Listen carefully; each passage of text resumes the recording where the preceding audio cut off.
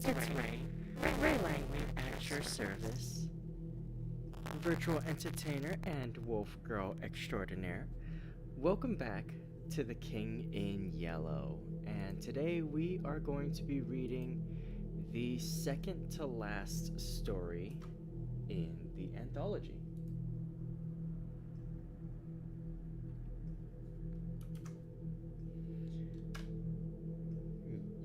For a second you forgot I have a tail. You drew the tail.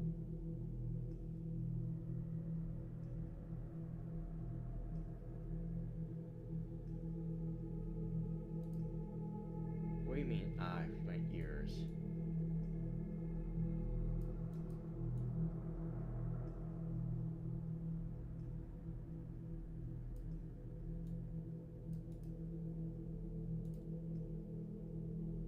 Is the music too loud?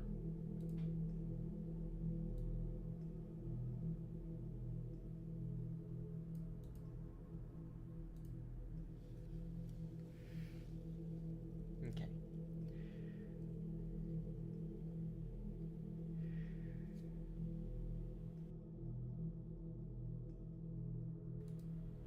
Okay, so one sec.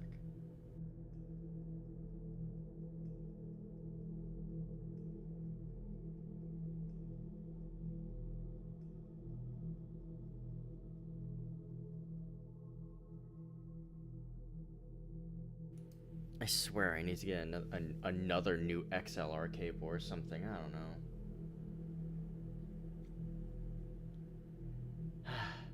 I even thought it might have been a thing where I was just like plugging it in too soon before I stream, so like the power draw was messing with it. But I don't know what it is at this point.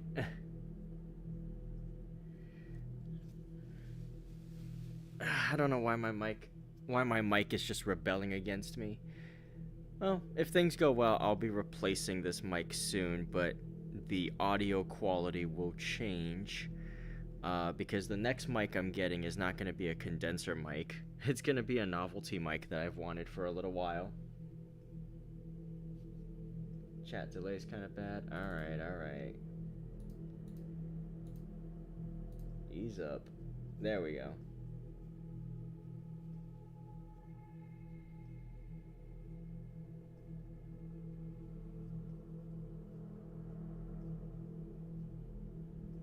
Oh, did I forget to set the latency? Oh my god, I might have forgotten to set the latency. Ah, jeez. Whatever, this is an audiobook stream anyway, so I'm not gonna be chatting too much after this initial bit, so... whatever. We'll roll with it. I have been a mess lately. My head has been everywhere, so yeah. Whatever.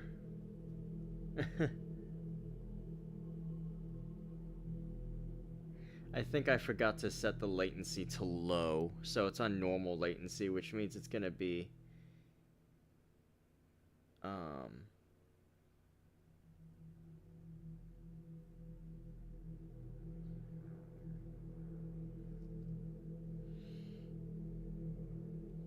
yeah.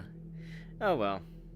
Like I said, this is gonna be an audiobook stream, as usual with these reading streams. So I'll only be talking a little bit in between the chapters. So today, I've gone ahead and linked it in the chat. We're gonna be doing story number 9 of The King in Yellow, the second to last story in the anthology, and we'll finish it next week. This one is called The Street of Our Lady of the Fields. So we'll be doing that, and yeah. Sound good, everybody? Sound fun? Alright. So with that said, let me just go ahead and lower the ambient music volume. And I will get started.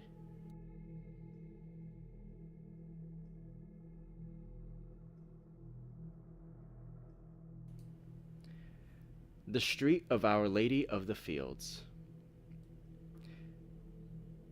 Et tous les jours passés dans la tristesse nous sont comptés comme des jours heureux.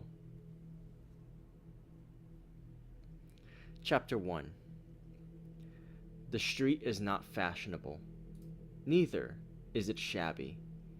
It is a pariah among streets, a street without a quarter. It is generally understood to life outside the pale of the aristocratic Avenue de l'Observatoire. The students of the Montparnasse quarter consider it swell and will have none of it.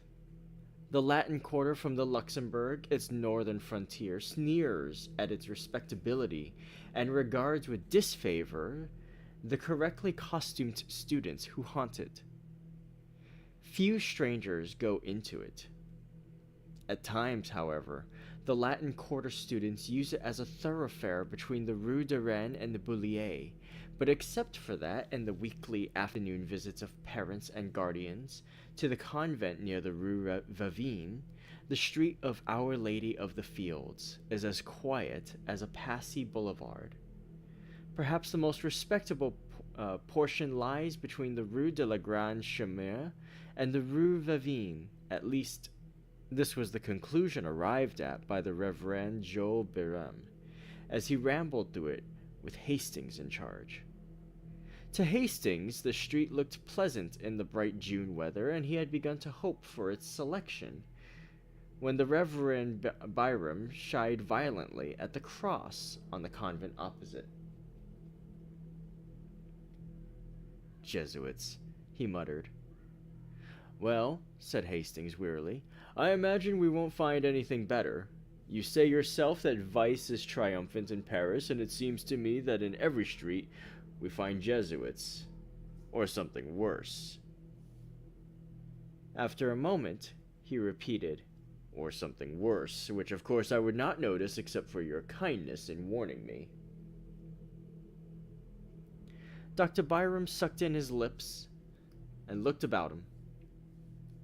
He was impressed by the evident respectability of the surroundings.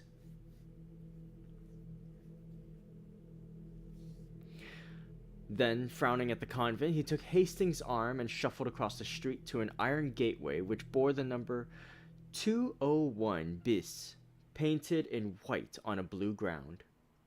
Below this was a notice printed in English. 1. For porter, please oppress once. 2. For servant, please oppress twice.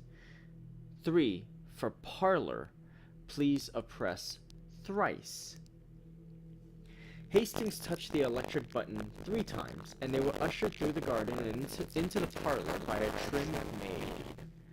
The dining room door just beyond was open, and from the table in plain view a stout woman hastily arose and came toward them. Hastings caught a glimpse of a young man with a big head and several snuffy old gentlemen at breakfast, before the door closed and the stout woman waddled into the room, bringing with her an aroma of coffee and a black poodle. "It is a pleasure that you receive," she cried. "Monsieur is English? No? American?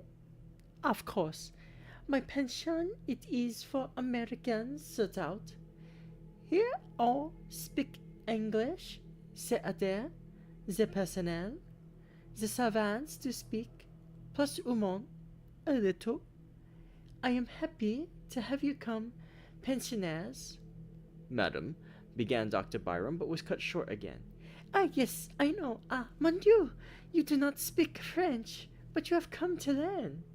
My husband does speak French with the pensionnaires. We have at the moment a family American who learn of my husband French." Here the poodle growled at Dr. Byram and was promptly cuffed by his mistress. "Voiture!" she cried with a slap. "Voiture! Oh, le vilain! Oh, le vilain!"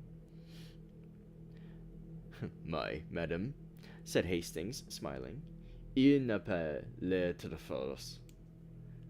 The poodle fled, and his mistress cried, Ah, the accent charming. He does speak already French, like a Parisian young gentleman. Then Dr. Byram managed to get in a word or two and gathered more or less information with regard to prices. It is a pension studio. My clientele is of the best. Indeed, a pension de famille, where one sees at home. Then they went upstairs to examine Hastings's future quarters, test the bed springs, and arrange for the weekly towel allowance. Dr. Byram appeared satisfied. Madame Marotte accompanied them to the door and rang for the maid, but as Hastings stepped out into the gravel walk, his guide and mentor paused a moment and fixed Madame with his watery eyes. "You understand," he said, "that he is a youth of most careful bringing up, and his character and morals are without a stain. He is young and has never been abroad, never even seen a large city, and his parents have requested me, as an old family friend living in Paris, to see that he is placed under good influence. He is to study art, but on no account would his parents wish him to live in the Latin Quarter if they knew of the immorality which is rife there." A sound like the click of a latch interrupted him, and he raised his eyes, but not in time to see the maid slap the big-headed young man behind the parlor door. Madame coughed, cast a deadly glance behind her, and then beamed on Dr. Byram. It is well that he come here. The pension more serious, il n'en existe pas. It is not any, she announced with conviction. So, as there was nothing more to add, Dr. Byram joined Hastings at the gate. "I trust," he said, eyeing the convent, "that you will make no acquaintances among Jesuits." Hastings looked at the convent until a pretty girl passed before the gray facade, and then he looked at her. A young fellow with a paint box and canvas came swinging along, stopped before the pretty girl, and said something during a brief but vigorous handshake, at which they both laughed, and he went his way, calling back, "A demain, Valentine!" as in the same breath she cried, "A demain!" "Valentine," thought Hastings. "What a quaint name." And he started to follow the Reverend Joe Byram, who was shuffling towards the nearest tramway station. End of chapter.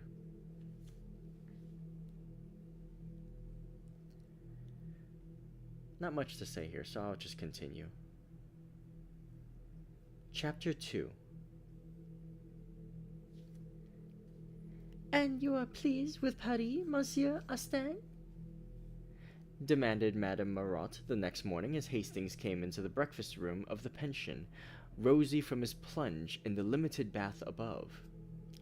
"I'm sure I shall like it," he replied, wondering at his own depression of spirits. The maid brought him coffee and rolls. He returned the vacant glance of the big-headed young man and acknowledged diffidently the salutes of the snuffy old gentleman. He did not try to finish his coffee, and sat crumbling a roll, unconscious of the sympathetic glances of Madame Marotte, who had tact enough not to bother him.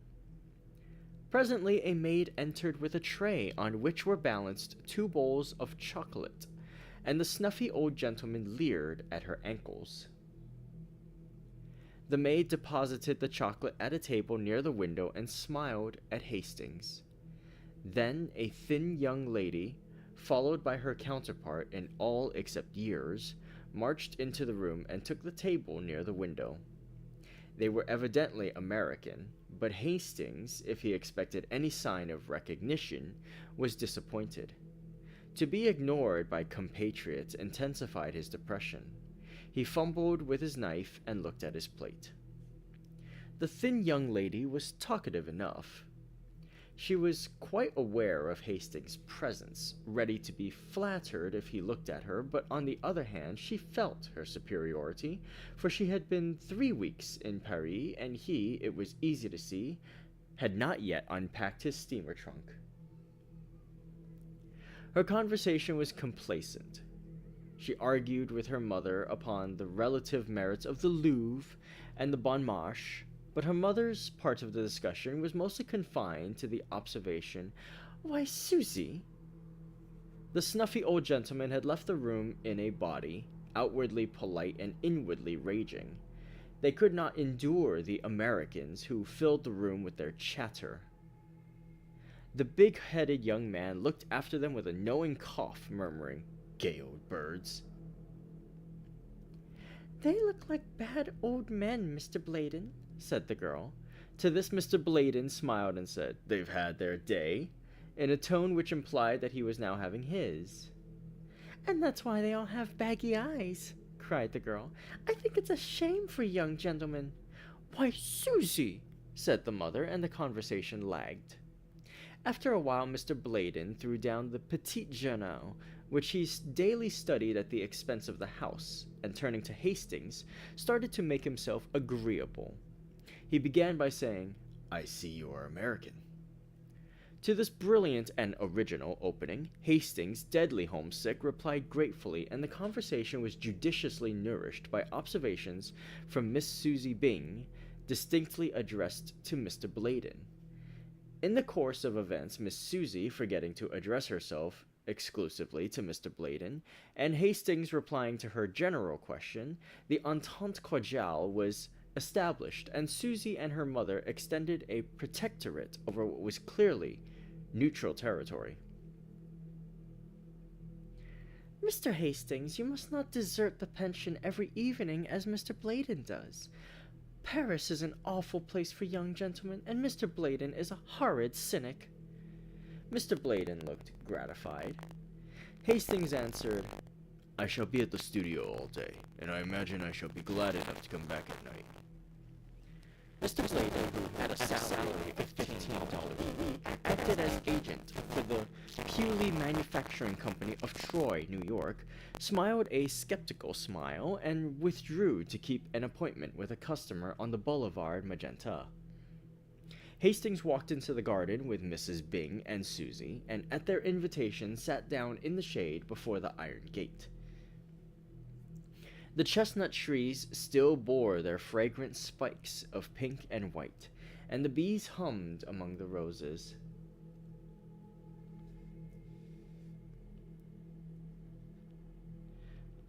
Trellised on the white-walled house. A faint freshness was in the air. The watering carts moved up and down the street, and a clear stream bubbled over the spotless gutters of the Rue de la Grande Chimère. The sparrows were merry along the curbstones, taking bath after bath in the water, and ruffling their feathers with delight. In a walled garden across the street, a pair of blackbirds whistled among the almond trees.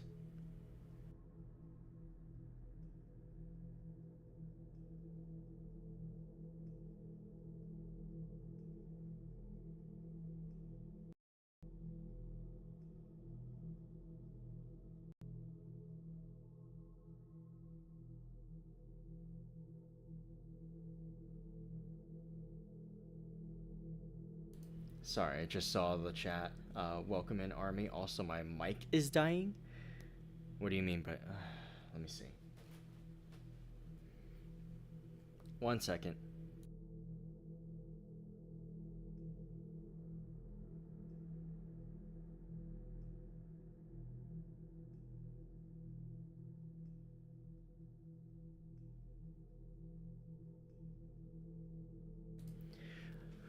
Okay, is this any better?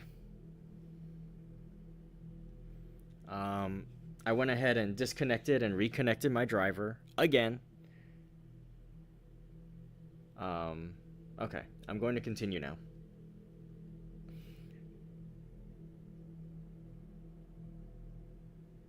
Wait, the crunching? Crinkling? There's nothing nearby crinkling. Why is the mic doing this to me?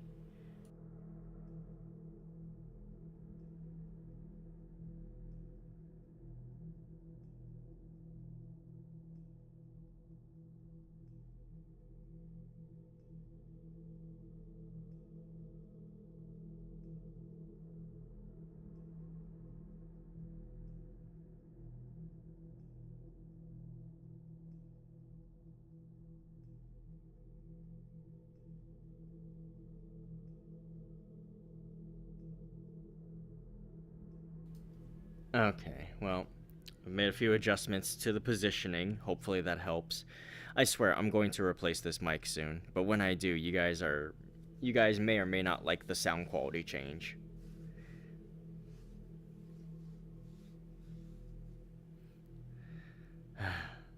I apologize for the technical difficulties. I know it's been sort of a recurring issue here. Thank you all for being patient. Alright, I'm continuing now. Hastings swallowed the lump in his throat, for the song of the birds and the ripple of water in a Paris gutter brought back to him the sunny meadows of Millbrook. That's a blackbird, observed Miss Bing.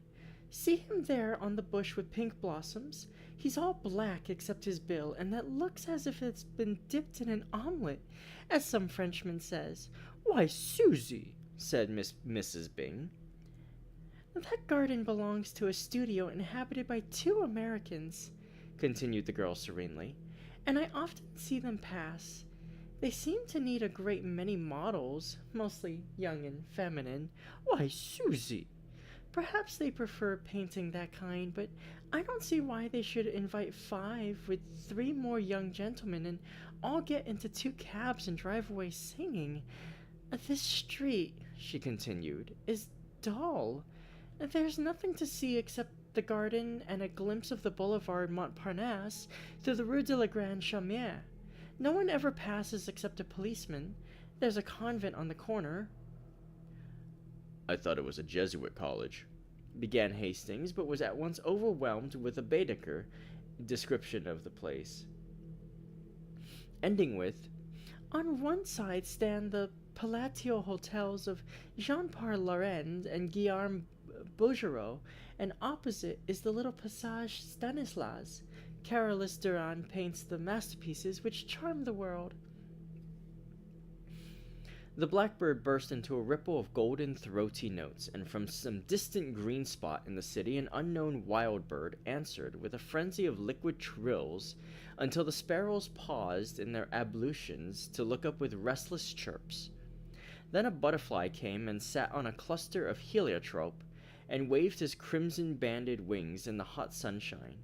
Hastings knew him for a friend, and before his eyes there came a vision of tall mullein and scented milkweed alive with painted wings, a vision of a white house and woodbine-covered piazza, a glimpse of a man reading and a woman leaning over the pansy bed, and his heart was full. He was startled a moment later by Miss Bing.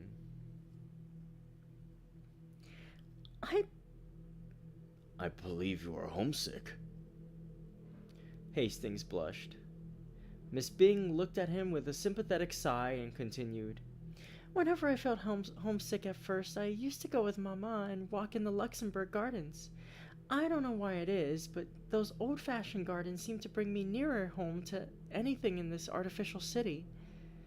But they are full of marble statues, said Mrs. Bing mildly. I don't see the resemblance myself. Where is the Luxembourg? Inquired Hastings after a silence. Come with me to the gate, said Miss Bing. He rose and followed her, and she pointed out the Rue Vavine at the foot of the street. You pass by the convent to the right, she smiled, and Hastings went.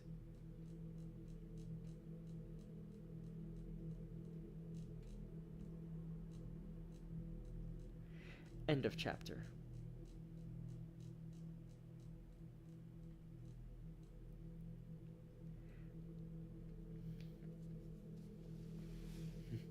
Eldritch Horror Bird. I think you're holding on to the hope that there's going to be a return to Eldritch Horror.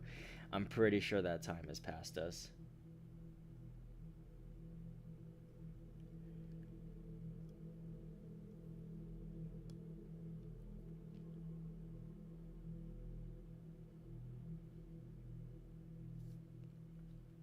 Chapter 3. The Luxembourg was a blaze of flowers. He walked slowly through the long avenues of trees, past mossy marbles and old-time columns, and threading the grove by the bronze lion, came upon a tree-crowned terrace above the fountain. Below lay the basin shining in the sunlight. Flowering almonds encircled the terrace, and in a greater spiral, groves of chestnuts wound in and out and down among the moist thickets by the western palace wing. At one end of the avenue of trees, the observatory rose, its white domes piled up like an eastern mosque. At the other end stood the heavy palace, with every window pane ablaze in the fierce sun of June. Around the fountain, children and white-capped nurses armed with bamboo poles were pushing toy boats, whose sails hung limp in the sunshine. A dark policeman, wearing red epaulettes and a dress sword, watched them for a while and then went away to remonstrate with a young man who had unchained his dog. The dog was pleasantly occupied in rubbing grass and dirt into his back while his legs waved into the air.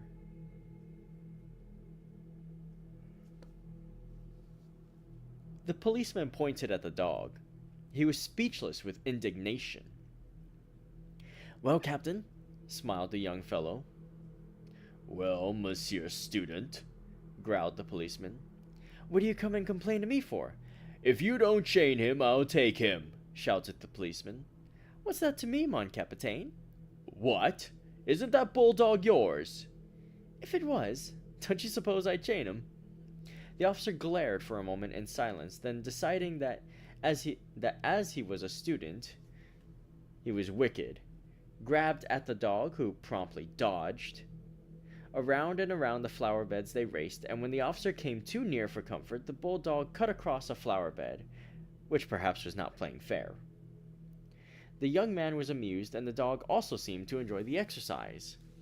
The policeman noticed this and decided to strike at the fountainhead of the evil.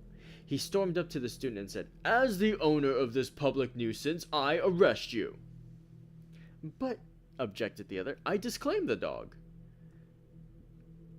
That was a poser. It was useless to attempt to catch the dog until 3 gardeners lent a hand, but then the dog simply ran away and disappeared in the Rue de Medici. The policeman shambled off to find consolation among the white-capped nurses, and the student, looking at his watch, stood up yawning. Then, catching sight of Hastings, he smiled and bowed. Hastings walked over to the marble, laughing. "Why, Clifford," he said, "I didn't recognize you." "It's my mustache," sighed the other. "I sacrificed it to humor a whim of a friend." "What do you think of my dog?" "Then he is yours," cried Hastings. "Of course. It's a pleasant change for him, this playing tag with policemen, but he is known now, and I'll have to stop it. He's gone home. He always does when the gardeners take a hand. It's a pity. He's fond of rolling on lawns." Then they chatted for a moment of Hastings' prospects, and Clifford politely offered to stand his sponsor at the studio.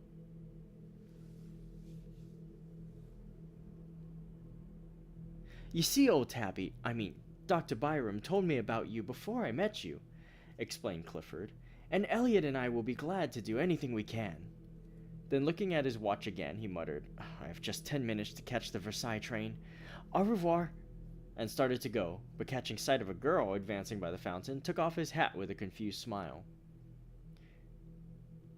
"Why are you not at Versailles?" she said, with an almost imperceptible acknowledgement of Hastings' presence. I'm going," murmured Clifford. For a moment they faced each other, and then Clifford, very red, stammered, "With your permission, I have the honor of presenting to you my friend, Monsieur Hastings." Hastings bowed low. She smiled very sweetly, but there was something of malice in the quiet inclination of her small Parisienne head. "I could have wished," she said, "that Monsieur Clifford might spare me more time when he brings with him so charming an American." Must I go, Valentine?" began Clifford. "Certainly," she replied.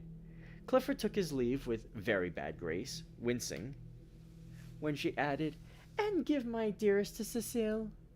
As he disappeared in the Rue d'Assas, the girl turned as if to go, but then suddenly remembering Hastings, looked at him and shook her head. "Monsieur Clifford is so perfectly harebrained," she smiled. "It is embarrassing sometimes. You have heard, of course, all about his success at the Salon?" He looked puzzled, and she noticed it. "You have been to the Salon, of course?" "Why, no," he answered. I only arrived in Paris 3 days ago. She seemed to pay little heed to his explanation, but continued. Nobody imagined he had the energy to do anything good. But on varnishing day, the salon was astonished by the entrance of Monsieur Clifford, who strolled about as bland as you please with an orchid in his buttonhole. And a beautiful picture on the line. She smiled to herself at the reminiscence and looked at the fountain. Monsieur Bouguereau told me that Monsieur Julien was so astonished that he only shook hands with Monsieur Clifford in a dazed manner, and actually forgot to pat him on the back. Fancy, she continued with much merriment. Fancy Papa Julien forgetting to pat one on the back. Hastings, wondering at her acquaintance with the great Bouguereau, looked at her with respect. May I ask, he said diffidently, whether you are a pupil of Bouguereau? I? She said in some surprise. Then she looked at him curiously. Was he permitting himself the liberty of joking on such short acquaintance? His pleasant, serious face questioned hers. 10, she thought. What a droll man. You surely study art, he asked. She leaned back on the crooked stick of her parasol and looked at him. Why do you think so? Because you speak as if you did. You're making fun of me, she said, and it is not good taste. She stopped, confused, as he colored to the roots of his hair. How long have you been in Paris? She said at length. 3 days, he replied gravely. But surely you are not a nouveau? You speak French too well. Then after a pause, really, are you a nouveau? I am, he said. She sat down on the marble bench lately occupied by Clifford and tilting her parasol over her small head looked at him. I don't believe it. He felt the compliment and for a moment hesitated to declare himself one of the despised. Then mustering up his courage, he told her how new and green he was, and all with a frankness which made her blue eyes open very wide and her lips part in the sweetest of smiles.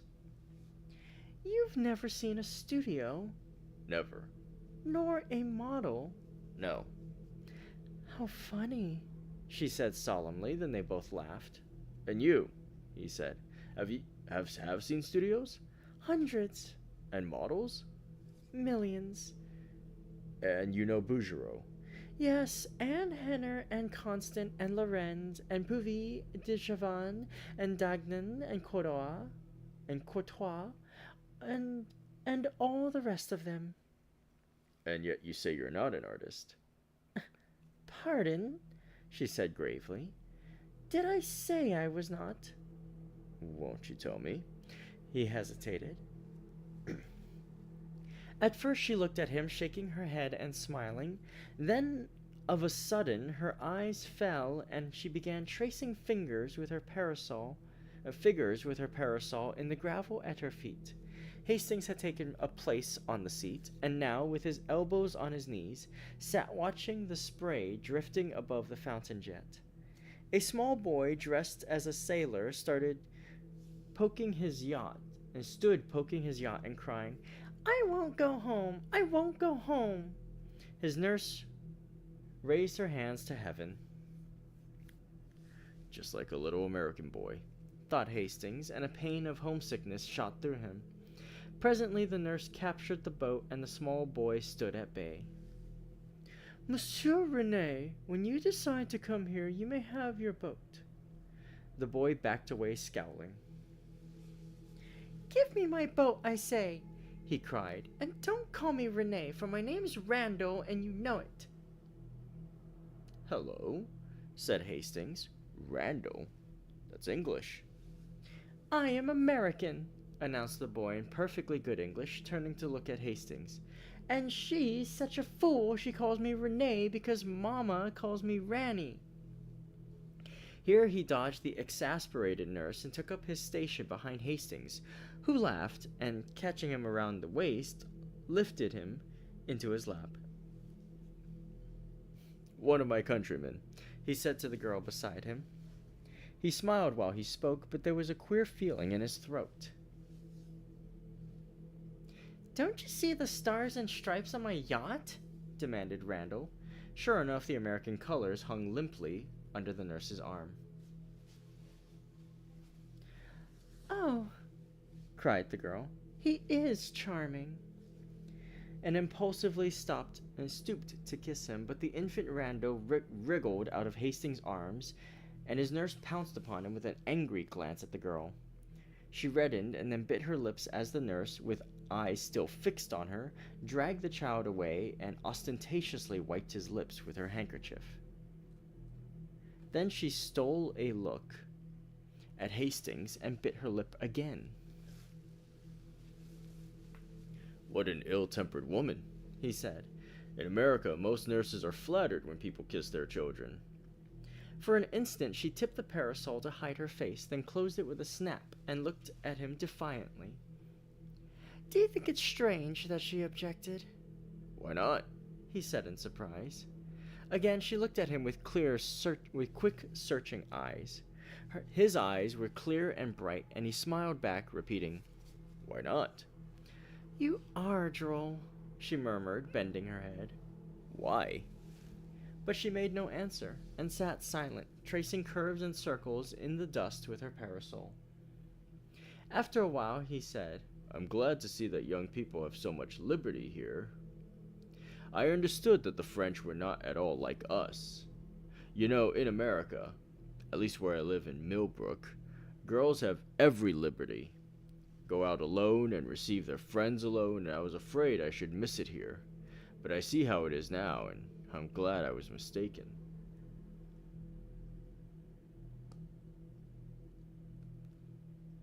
She raised her eyes to his and kept them there. He continued pleasantly, "Since I've sat here, I've seen a lot of pretty girls walking alone on the terrace there. And then you're alone, too. Tell me, for I do not know French customs, do you have the liberty of going to the theater without a chaperone?" For a long time she studied his face, and then with a trembling smile said, "Why do you ask me?" "Because you must know, of course," he said gaily. "Yes," she replied indifferently. "I know." He waited for an answer, but getting none, decided that perhaps she had misunderstood him. "I hope you don't think I mean to presume on our short acquaintance," he began. "In fact, it's very odd that I don't know your name. When Mr. Clifford presented me, he only mentioned mine. Is that the custom in France?"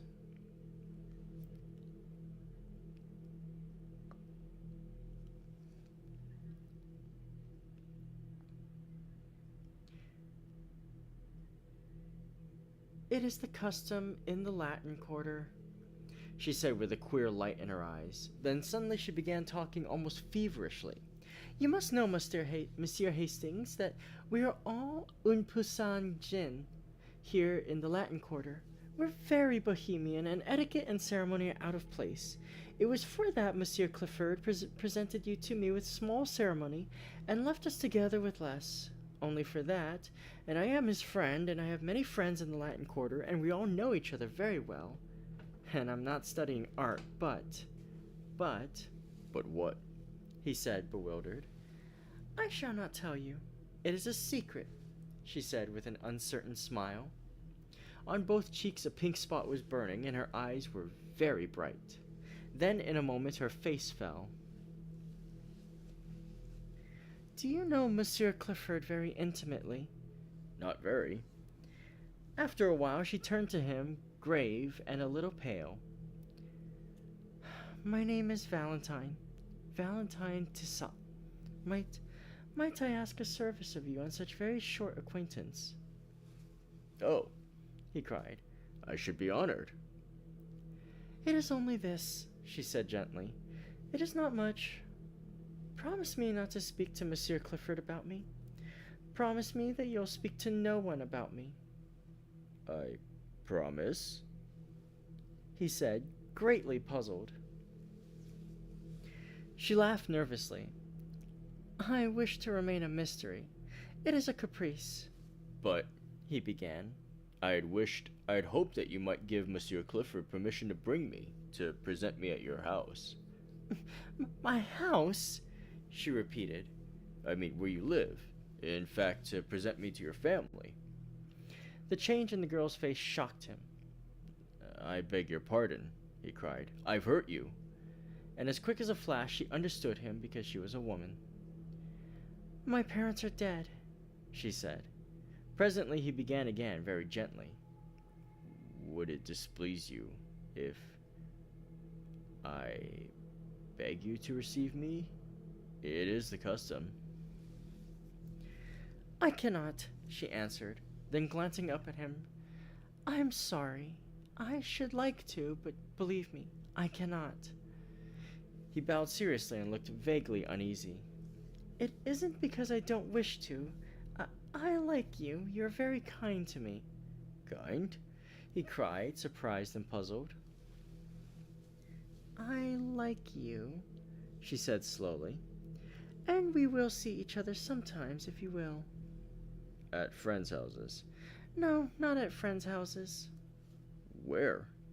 Here, she said with defiant eyes. Why, he cried. In Paris, you're much more liberal in your views than we are. She looked at him curiously. Yes, we are very bohemian. I think it's charming, he declared. You see, we shall be in the best of society, she ventured timidly, with a pretty gesture towards the statues of the dead queens, ranged in stately ranks above the terrace. He looked at her, delighted, and she brightened at the success of her innocent little pleasantry. Indeed, she smiled, I shall be well chaperoned because, you see, we are under the protection of the gods themselves. Look.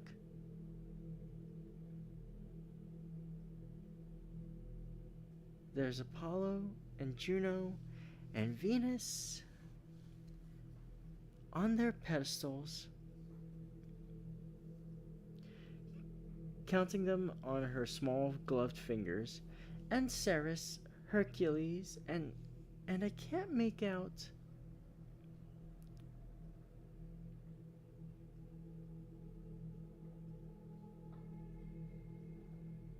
Hastings turned to look up at the winged god under whose shadow they were seated. Why, it's love, he said.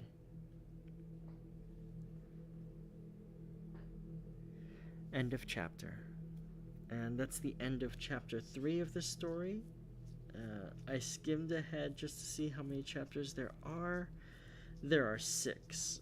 So I'm at the halfway point. I'm going to take this time to get a quick water break going. I will be right back. Oh, hey, Mailer. Welcome in. Good to see you. It's been a moment.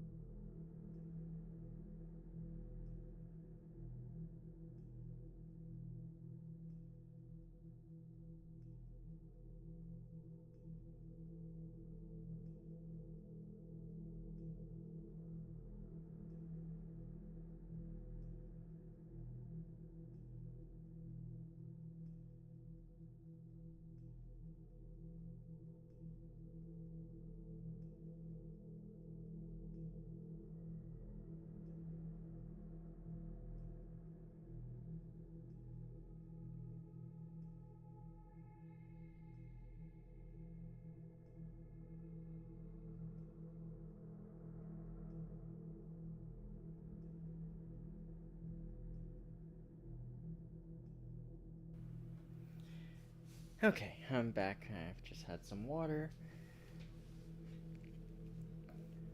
Let's see. It is, but I'm on date because I watch lives in post while working. Aw, that means so much to me. I'm glad to be able to be a bit of an audiobook to have in the background for you. Um, Pretty much these reading streams and my Ace Attorney streams are like some of my favorites for people to tell me that they have in the background just to listen to like my voice and stuff. It's nice. Okay, I am going to continue here. Chapter 4.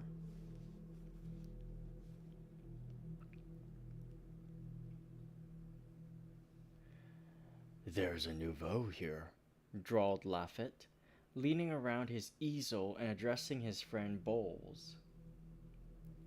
There's a nouveau here who is so tender and green and appetizing that heaven help him if he should fall into a salad bowl. Hayseed? Inquired Bowles, plastering in a background with a broken palette knife and squinting at the effect with approval. Yes. Squeedunk or Oshkosh, and how he ever grew up among the daisies and escaped the cows, heaven alone knows.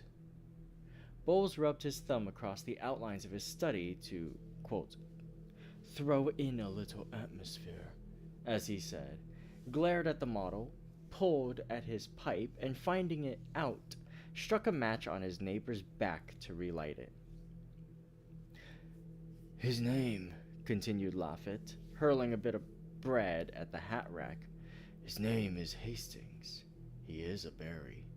He knows no more about the world.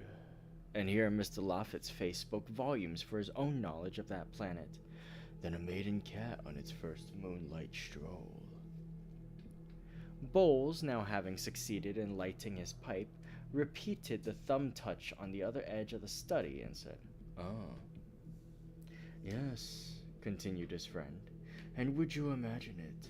He seems to think that everything here goes on as it does in his dead little backwoods ranch at home. Talks about the pretty girls who walk alone in the street. Says how sensible it is, and how French parents are misrepresented in America. Says that for his part he finds French girls, and he confessed to knowing only one, as jolly as American girls. I tried to set him right, tried to give him a pointer as to what sort of ladies walk about alone or with students, and he was either too stupid or too innocent to catch on. Then I gave it to him straight, and he said I was a vile-minded fool and marched off. Did you assist him with your shoe? Inquired Bowles, languidly interested. Well, no. He called you a vile-minded fool. He was correct, said Clifford from his easel in front. What do you mean? Demanded Laffit, turning red. That, replied Clifford. Who spoke to you? Is this your business? Sneered Bowles, but nearly lost his balance as Clifford swung about and eyed him. Yes, he said slowly. It's my business. No one spoke for some time. Then Clifford sang out, I say, Hastings! And when Hastings left his easel and came around, he nodded toward the astonished Laffit. This man has been disagreeable to you, and I want to tell you that any time you feel inclined to kick him, why, I will hold the other creature. Hastings, embarrassed, said, Why, no, I don't agree with his ideas. Nothing more.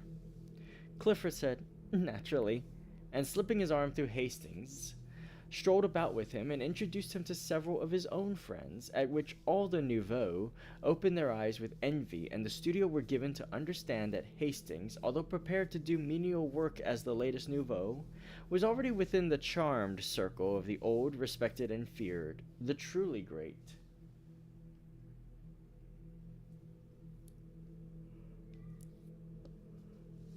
The rest finished, the model resumed his place, and work went on in a chorus of songs and yells and every ear-splitting noise which the art student utters when studying the beautiful.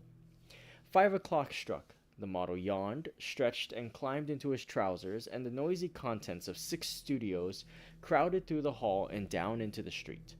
10 minutes later, Hastings found himself on top of a Montreuil tram, and shortly afterward was joined by Clifford. They climbed down at the Rue Gay-Lussac. "I always stop here," observed Clifford. "I like the walk through the Luxembourg." "By the way," said Hastings, "how can I call on you when I don't know where you live?" "Why, I live opposite you." "What, the studio in the garden where the almond trees are and the blackbirds—" "Exactly," said Clifford. "I'm with my friend Elliot." Hastings thought of the description of the 2 American artists which he had heard from Miss Susie Bing and looked blank. Clifford continued, "Perhaps you'd better let me know when you think of coming, so that I'll be sure to be there." He ended rather lamely. "I shouldn't care to meet any of your model friends there," said Hastings, smiling. "You know, my ideas are rather straight-laced. I suppose you would say puritanical. I shouldn't enjoy it and wouldn't know how to behave." "Oh, I understand," said Clifford, but added with great cordiality, "I'm sure we'll be friends, although you may not approve of me and my set, but you'll like Severn and Selby because, well, they're like yourself, old chap." After a moment he continued, "There is something I want to speak about. You see, when I introduced you last week in the Luxembourg to Valentine—" "Not a word," cried Hastings, smiling. "You must not tell me a word of her." "Why—" "No, not a word," he said gaily. "I insist. Promise me upon your honor you will not speak of her until I give you permission. Promise." "I promise," said Clifford, amazed.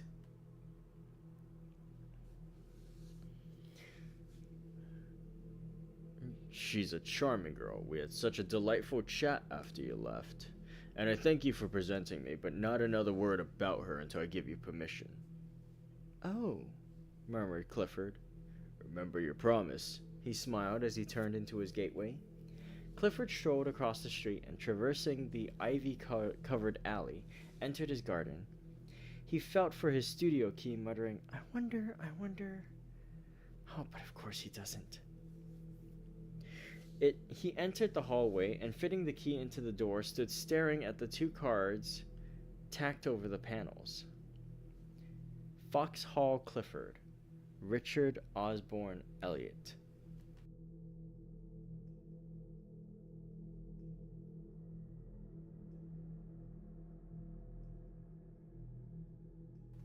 Why the devil does he want me to speak of her?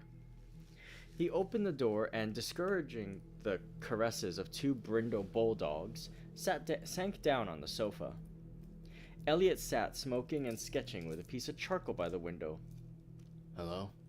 he said without looking around. Clifford gazed absently at the back of his head, murmuring, I'm afraid that man's too innocent."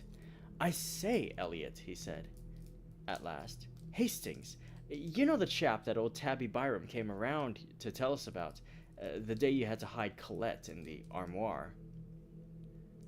"Yes, what's up?" "Oh, nothing. He's a brick." "Yes," said Elliot without enthusiasm. "Don't you think so?" demanded Clifford. "Why, yes, but he's going to have a tough time when some of his illusions are dispelled." "More shame to those who dispel them." "Yes. Wait until he comes to pay his call on us. Unexpectedly, of course." Clifford looked virtuous and lighted a cigar. "I was just gonna say," he observed, "that I have asked him not to come without letting us know, so I can postpone any orgy you may have intended." "Ah!" cried Elliot indignantly. "I suppose you put it to him in that way." "Not exactly," grinned Clifford. Then more seriously, "I don't want anything to occur here to bother him. He's a brick, and it's a pity we can't be more like him." "I am," observed Elliot complacently, only living with you. Listen, cried the other. I've managed to put my foot in it in great style. Do you know what I've done? Well, the first time I met him in the street, or rather, it was in Luxembourg, I introduced him to Valentine. Did he object? Believe me, said Clifford solemnly, this rustic Hastings has no more idea that Valentine in fact, Valentine. That he himself is a beautiful example of moral decency in a quarter where morals are as rare as elephants. I heard enough in a conversation between that blackguard Loffet and the little immoral eruption Bowles to open my eyes. I tell you, Hastings is a trump. He's a healthy, clean-minded young fellow bred in the small country village, brought up with the idea that saloons are way stations to hell, and as for women... Well, demanded Elliot. Well, said Clifford, his idea of the dangerous woman is probably a painted Jezebel.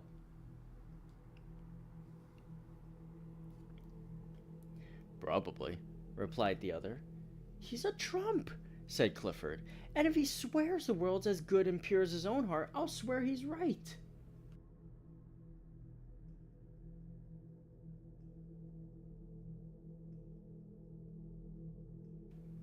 Elliot rubbed his charcoal on his file to get a point and turned to his sketch, saying, You'll never hear any pessimism from Richard Osborne E. He's a lesson to me, said Clifford. Then he unfolded a small perfumed note written on rose-colored paper, which had been lying on the table before him.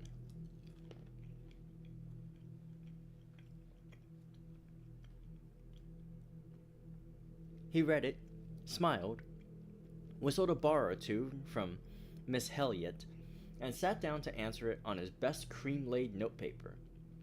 When it was written and sealed, he picked up his stick and marched up and down the studio 2 or 3 times, whistling. Going out? Inquired the other without turning. Yes, he said, but lingered a moment over Elliot's shoulder, watching him pick out the lights in his sketch with a bit of bread. Tomorrow's Sunday, he observed after a moment's silence. Well, inquired Elliot, have you seen Colette? No, I will tonight. She and Roden and Jacqueline are coming to Balance. I suppose you and Cecile will be there? Well, no, replied Clifford. Cecile dines at home tonight, and I had an idea of going to Mignon's. Elliot looked at him with disapproval.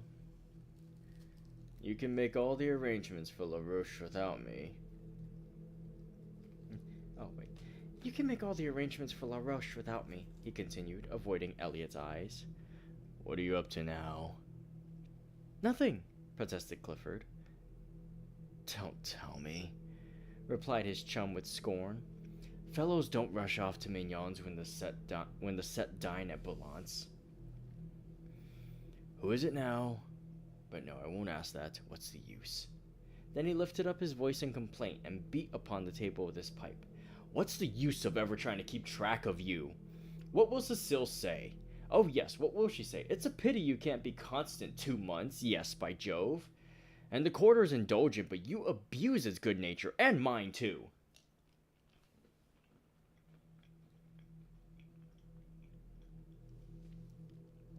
Presently he arose, and jamming his hat on his head, marched to the door.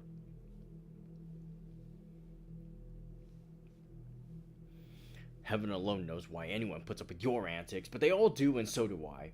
If I were Cecile, or any of the other pretty fools after whom you have toddled and will, in all human probabilities, continue to toddle, I say, if I were Cecile, I'd spank you. Now, I'm going to Balance, and as usual, I shall make excuses for you and arrange the affair, and I don't care a continental where you're going. But by the skull of the studio skeleton, if you don't turn up tomorrow with your sketching kit under one arm and Cecile under the other, if you don't turn up in good shape, I'm done with you, and the rest can think what they please. Good night. Clifford said good night with as pleasant a smile as he could muster, and then sat down with his eyes on the door. He took out his watch and gave Elliot 10 minutes to vanish, then rang the concierge's call, murmuring, oh dear, why the devil do I do it? Alfred, he said as the gimlet-eyed person answered the call. Make yourself clean and proper, Alfred, and replace your sabots with a pair of shoes. Then put on your best hat and take this letter to the big white house in the Rue de Dragon. There's no answer, mon petit Alfred. The concierge departed with a snort in which unwillingness for the errand and affection for Monsieur Clifford were blended. Then with great care the young fellow arrayed himself in all the beauties of his and Elliot's wardrobe. He took his time about it, and occasionally interrupted his toilet to play his banjo or make pleasing diversion for the bulldogs by gambling about on all fours. I've got 2 hours before me, he thought, and borrowed a pair of Elliot's silken footgear with which he and the dogs played ball until he decided to put them on. Then he lighted a cigarette and inspected his dress coat. When he had emptied it of 4 handkerchiefs, a fan, and a pair of crumpled gloves as long as his arm, he decided it was not suited to add éclat to his charms and cast about in his mind for a substitute. Elliot was too thin, and anyway his coats were now under lock and key. Rodin probably was as badly off as himself. Hastings was the man. But when he threw on a smoking jacket and sauntered over to Hastings' house, he was informed that he had been gone over an hour. Now where in the name of all that's reasonable could he have gone? Muttered Clifford, looking down the street. The maid didn't know, so he bestowed upon her a fascinating smile and lounged back to the studio. Hastings was not far away. The Luxembourg is within 5 minutes' walk of the Rue Notre Dame des Champs, and there he sat under the shadow of a winged god. And there he had sat for an hour, poking holes in the dust and watching the steps which lead from the northern terrace to the sky, and the dome of the distant Invalides burned like an opal through the haze. Behind the palace, the smoke from a high chimney mounted straight into the air, purple until it crossed the sun, where it changed to a bar of smoldering fire. High above the darkening foliage of the chestnuts, the twin towers of St. Sulpice rose, an ever-deepening silhouette. A sleepy blackbird was caroling in some near thicket, and pigeons passed and repassed with the whisper of soft winds in their wings. The light on the palace windows had died away, and the dome of the Pantheon swam aglow above the northern terrace, a fiery Valhalla in the sky, while below, in grim array, along the terrace ranged, the marble ranks of queens looked out into the west. From the end of the long walk by the northern facade of the palace came the noise of omnibuses and the cries of the street. Hastings looked between the Odeon and the fountain.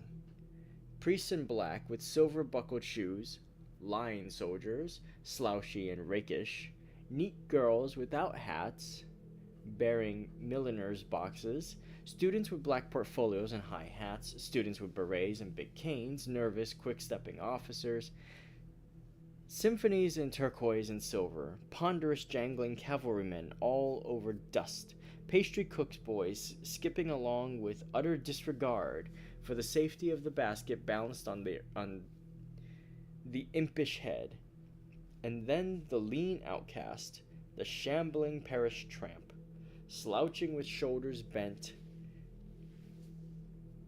and little eye furtively scanning the ground for smokers' refuse. All these moved in a stealthy stream across the fountain's circle and out into the city by the Odeon, whose long arcades were now beginning to flicker with gas jets. The melancholy bells of St. Sulpice struck the hour, and the clock tower of the palace lighted up. Then hurried steps sounded across the gravel, and Hastings raised his head. "How late you are," he said, but his voice was hoarse, and only his flushed face told how long had seemed the waiting. She said, "I was kept, indeed. I was so much annoyed, and I may only stay a moment." She sat down beside him, casting a furtive glance over her shoulder at the god upon his pedestal. "What a nuisance, that intruding Cupid still there." What a nuisance. That intruding Cupid's still there. Wings and arrows, too, said Hastings, unheeding her motion to be seated. Wings, she murmured. Oh, yes, to fly away with when he's tired of his play. Of course it was a man who conceived the idea of wings, otherwise Cupid would have been insupportable. Do you think so? Ma foi, it's what men think. And women? Oh, she said with a toss of her small head. I really forgot what we were speaking of. We were speaking of love, said Hastings. I was not, said the girl. Then looking at the marble god, I don't care for this one at all. I don't believe he knows how to shoot his arrows. No, indeed, he's a coward. He creeps up like an assassin in the twilight. I don't approve of cowardice, she announced and turned her back on the statue.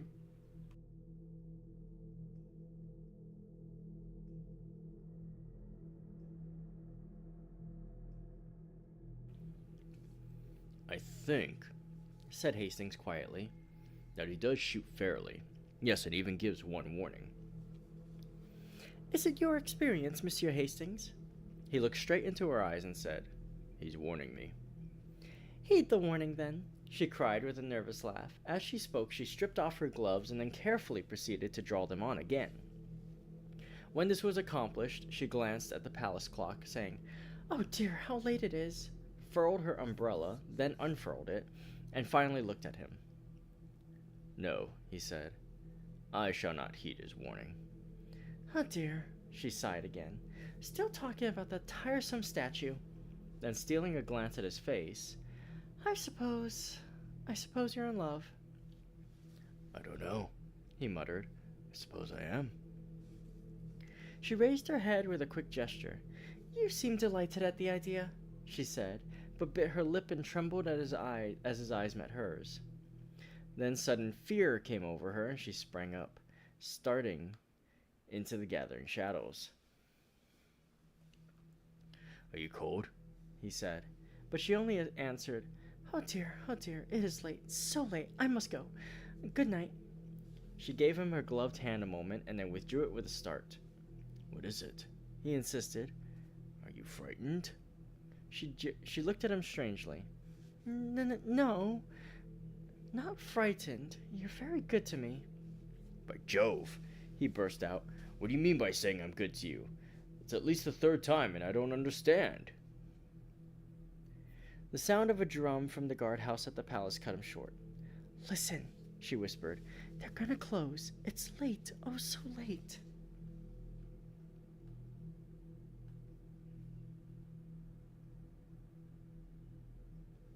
The rolling of the drum came nearer and nearer, and then the silhouette of the drummer cut the sky above the eastern terrace. The fading light lingered a moment on his belt and bayonet, then he passed into the shadows, drumming the echoes awake. The roll became fainter along the eastern terrace, then grew louder and grew and rattled with increasing sharpness when he passed by the avenue by the Bronze Lion and turned down the western terrace walk. Louder and louder the drums sounded, and the echoes struck back the notes from the gray palace wall. And now the drummer loomed up before them, his red trousers a dull spot in the gathering gloom, the brass of his drum and bayonet touched with a pale spark, his epaulets tossing up on his shoulders. He passed, leaving the crash of the drum in their ears, and far into the alley of trees they saw his little tin cup shining on his haversack. Then the sentinels began the monotonous cry, En ferme! En ferme! And the bugle blew from the barracks in the Rue de Tournon.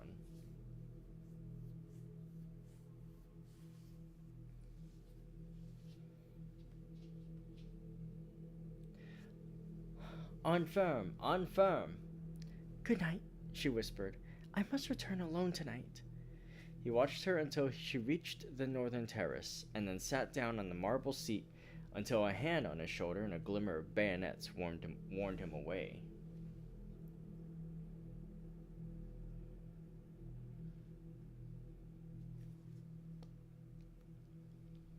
She passed on through the grove and, turning into the Rue de Medici, traversed it to the boulevard. At the corner, she bought a bunch of violets and walked on along the boulevard to the Rue de Ecole. A cab was drawn up before Boulan's, and a pretty girl, aided by Elliot, jumped out.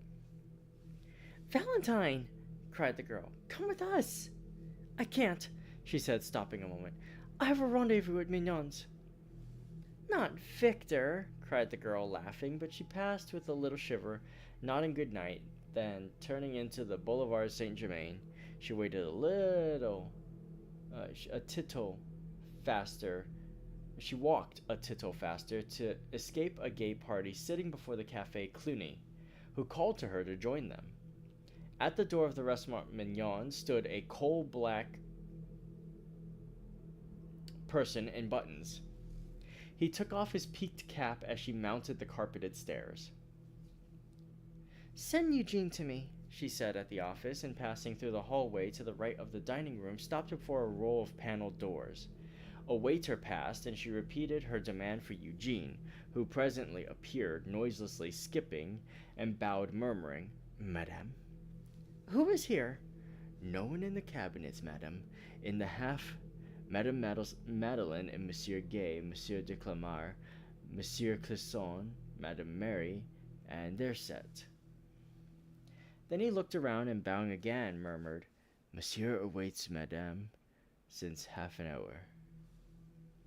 And he knocked at one of the paneled doors bearing the number 6.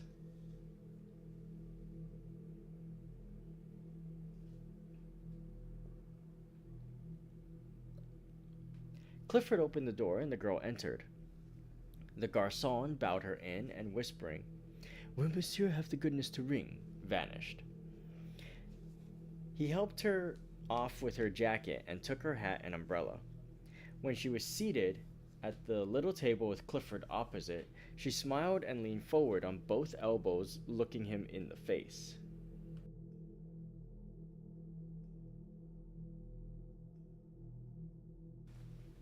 "What are you doing here?" she demanded. "Waiting," he replied, in accents of adoration.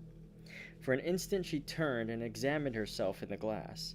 The wide blue eyes, the curling hair, the straight nose, and short curled lip flashed in the mirror an instant only, and then its depths reflected her pretty neck and back. "Thus do I turn my back on vanity," she said, and then leaning forward again, "What are you doing here?" "Waiting for you," repeated Clifford, slightly troubled. "And Cecile?" "Now don't, Valentine." "Do you know," she said calmly, "I dislike your conduct."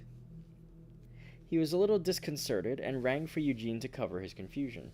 The soup was bisque and the wine Pommery, and the courses followed each other with the usual regularity until Eugene brought coffee, and there was nothing left on the table but a small silver lamp.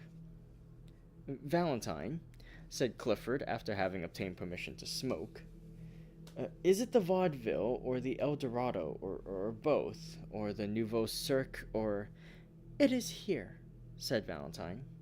"Well," he said, greatly flattered, "I'm afraid I couldn't amuse you." "Oh yes, you are funnier than the El Dorado." "Now, see here, don't guy me, Valentine. You always do, and you know what they say, a good laugh kills—" "What?" "Love and all that." She laughed until her eyes were moist with tears. "Dan," she cried, "he's dead then." Clifford eyed her with growing alarm. "Do you know why I came?" she said. "No," he replied uneasily, "I don't." "How long have you made love to me?" "Well," he admitted, somewhat startled, "I should say for about a year." "It is a year, I think. Are you not tired?" He did not answer. "Don't you know that I like you too well to ever fall in love with you?" she said. "Don't you know that we're too good comrades, too old friends for that? And were we not, do you think that I do not know your history, Monsieur Clifford?" Don't be so sarcastic," he urged. "Don't be so unkind, Valentine." "I'm not. I'm kind. I'm very kind. To you and Cecile." "Cecile's tired of me." "I hope she is," said the girl, "for she deserves a better fate. Tien, do you know your reputation in the quarter? Of the inconstant, the most inconstant, utterly incorrigible, and no more serious than a gnat on a summer night. Poor Cecile. Clifford looked so uncomfortable that she spoke more kindly. I like you. You know that. Everybody does. You're a spoiled child here. Everything is permitted you, and everyone makes allowances. But everyone cannot be a victim to caprice. Caprice! He cried. By Jove, if the girls of the Latin Quarter are not capricious. Never mind about that. You must not sit in judgment. You, of all men. Why are you here tonight? Oh, she cried. I will tell you why. Monsieur receives a little note. He sends a little answer. He dresses in his conquering raiment. I don't, said Clifford, very red. You do, and it becomes you, she retorted with a faint smile. Then again, very quietly, I am in your power, but I know I am in the power of a friend. I have come to acknowledge it to you here, and it is because of that that I am here to beg of you a favor. Clifford opened his eyes but said nothing. I am in great distress of mind. It is Monsieur Hastings. Well? Said Clifford in some astonishment. I want to ask you, she continued in a low voice. I want to ask you to, in case you should speak of me before him, not to say, I shall not speak of you to him, he said quietly. Can you prevent others? I might if I was present. May I ask why? That's not fair, she murmured. You know how he considers me, as he considers every woman. You know how different he is from you and the rest. I've never seen such a man as Monsieur Hastings. He let his cigarette go out unnoticed. I'm almost afraid of him, afraid he should know what we all are in the quarter. Oh, I do not wish him to know. I do not wish him to turn from me, to cease from speaking to me as he does. You and the rest cannot know what it has been to me. I could not believe him. I could not believe he was so good and noble. I do not wish to know so soon. He'll find out sooner or later. He will find out for himself, and then he will turn away from me. Why? She cried passionately. Why should he turn from me and not from you? Clifford, much embarrassed, eyed his cigarette. The girl rose, very white. He's your friend. You have a right to warn him. He is my friend, he said at length. They looked at each other in silence. Then she cried, By all that I hold to me most sacred, you need not warn him. I shall trust your word, he said pleasantly.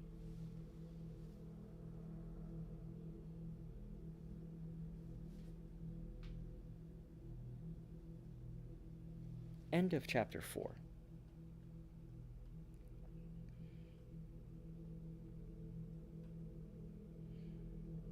That was a relatively long chapter.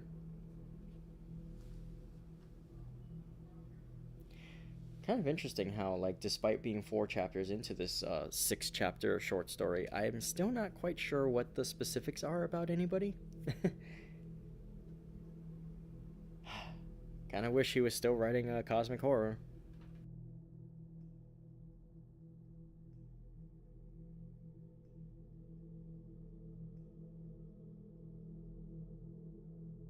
I mean, this drama stuff is fine and all, but... or an Eldritch... You are so coping that there's Eldritch Horrors here.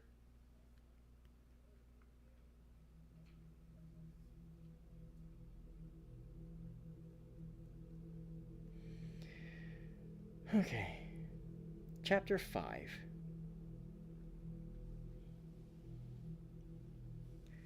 The month passed quickly for Hastings and left few definite impressions after it. It did leave some, however. One was a painful impression of meeting Mr. Bladen on the Boulevard des Capucines in company with a very pronounced young person whose laugh dismayed him. And when at last he escaped from the cafe where Mr. Bladen had hauled him to join them in a buck, he felt as if the whole boulevard was looking at him, and judging him by his company. Later, an instinctive conviction regarding the young person with Mr. Bladen sent the hot blood into his cheek, and he returned to the pension in such a miserable state of mind that Miss Byng was alarmed and advised him to conquer his homesickness at once. Another impression was equally vivid. One Saturday morning, feeling lonely, his wanderings about the city brought him to the Gare Saint Lazare. It was early for breakfast, but he entered the Hotel Terminus and took a table near the window. As he wheeled about to give his order, a man passing rapidly along the aisle collided with his head, and looking up to receive the expected apology, he was met instead by a slap on the shoulder and a hearty, "What the deuce are you doing here, old chap?" It was Roden, who seized him and told him to come along.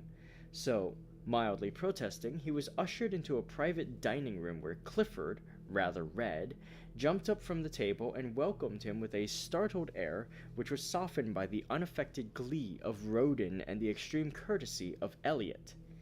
The latter presented him to 3 bewitching girls, who welcomed him so charmingly and seconded Roden in his demand that Hastings should make one of the party, that he consented at once.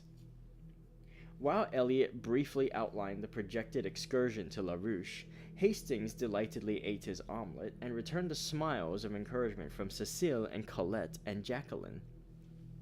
Meanwhile, Clifford in a bland whisper was telling Roden what an ass he was. Poor Roden looked miserable until Elliot, divining how affairs were turning, frowned on Clifford and found a moment to let Roden know that they were all going to make the best of it.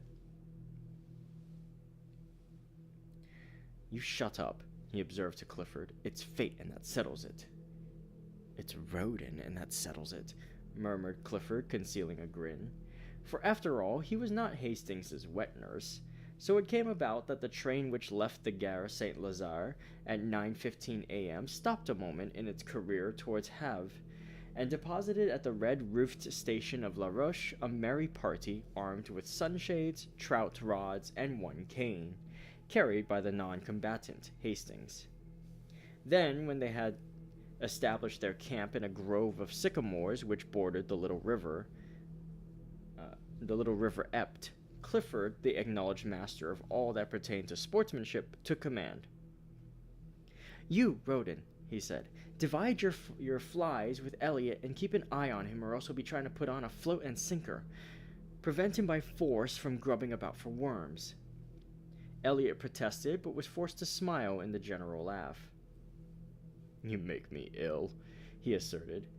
"Do you think this is my first trout?" "I shall be delighted to see your first trout," said Clifford, and dodging a fly hook, hurled with intent to hit, proceeded to sort and equip 3 slender rods destined to bring joy and fish to Cecile, Colette, and Jacqueline. With perfect gravity, he ornamented each line with 4 split shot, a small hook, and a brilliant quill float. "I shall never touch the worms," announced Cecile with a shudder. Jacqueline and Colette hastened to sustain her, and Hastings pleasantly offered to act in the capacity of general baiter and taker off of fish.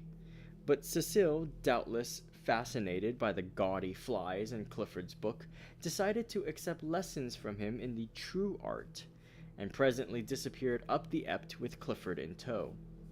Elliot looked doubtfully at Colette. "I prefer gudgeons," said that damsel with decision, "and you and Monsieur Roden may go away when you please. May they not, Jacqueline?" "Certainly," responded Jacqueline. Elliot, undecided, examined his rod and reel. "You've got your reel on the wrong side up," observed Roden. Elliot wavered and stole a glance at Colette. I've almost decided to, not to flip the flies about just now, he began. There's the pole that Cecile left. Don't call it a pole, corrected Roden.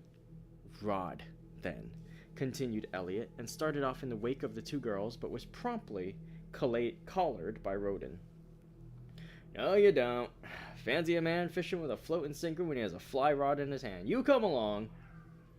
Where the placid little Ept flows down between its thickets to the Seine, a grassy bank shadows the haunt of the gudgeon, and on this bank sat Colette and Jacqueline, and chatted and laughed and watched the swerving of the scarlet quills, while Hastings, his hat over his eyes, his head on a bank of moss, listened to their soft voices and gallantly unhooked the small and indignant gudgeon when a flash of a rod and a half-suppressed scream announcing a catch.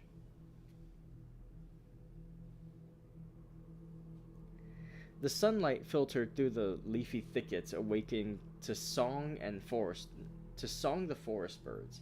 Magpies in spotless black and white flirted past, alighting nearby with a hop and bound and twitch of the tail. Blue and white jays with rosy breasts shrieked through the trees, and a low-sailing hawk wheeled among the fields of ripening wheat, putting to flight flocks of twittering hedge birds. Across the Seine, a gull dropped on the water like a plume. The air was pure and still. Scarcely a leaf moved. Sounds from a distant farm came faintly, the shrill cock-crow and dull baying. Now and then a steam tug with big raking smoke pipe bearing the name Gup 27 ploughed up the river, dragging its interminable train of barges, or a sailboat dropped down with the current towards sleepy Rouen.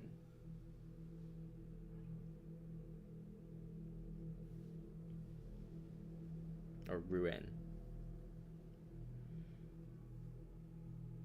A faint fresh odor of earth and water hung in the air, and through the sunlight orange-tipped butterflies danced above the marsh grass.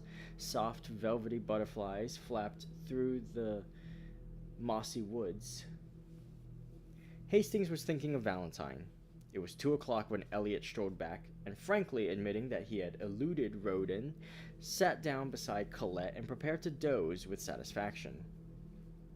"Where are your trout?" said Colette severely. "They still live," murmured Elliot, and went fast asleep. Roden returned shortly after, and casting a scornful glance at the slumbering one, displayed 3 crimson-flecked trout. "And that," smiled Hastings lazily, "that is the holy end to which the faithful plod, the slaughter of these small fish with a bit of silk and feather."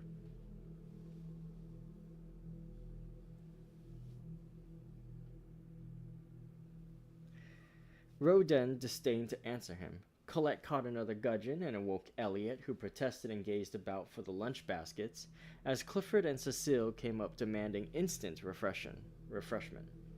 Cecile's skirts were soaked and her gloves torn, but she was happy, and Clifford, dragging out a 2-pound trout, stood still to receive the applause of the company. "Where the deuce did you get that?" demanded Elliot.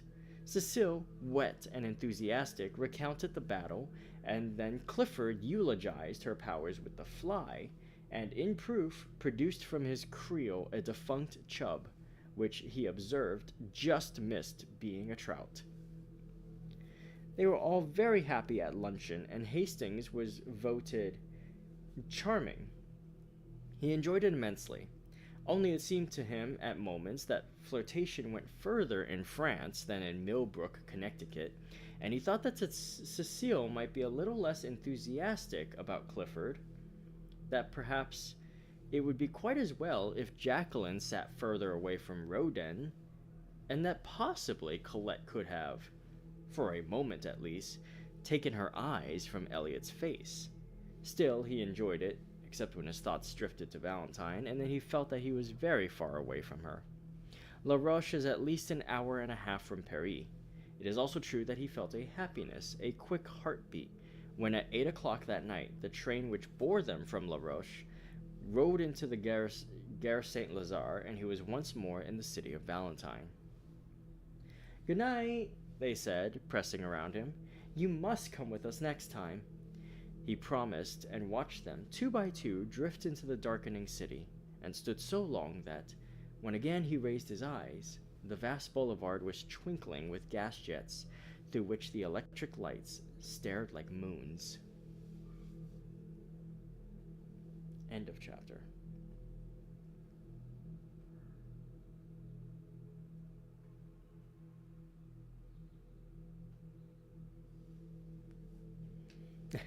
Nice little fishing filler break.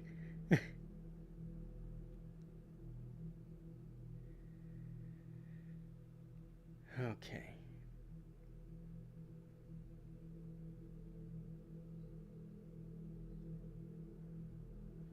Last chapter.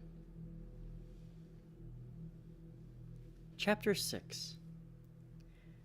It was with another quick heartbeat that he awoke next morning, for his first thought was of Valentine. The sun already gilded the towers of Notre Dame. The clatter of workmen's sabots awoke sharp echoes in the street below, and across the way a blackbird in a pink almond tree was going into an ecstasy of trills. He determined to awake Clifford for a brisk walk in the country, hoping later to beguile that gentleman into the American church for his soul's sake.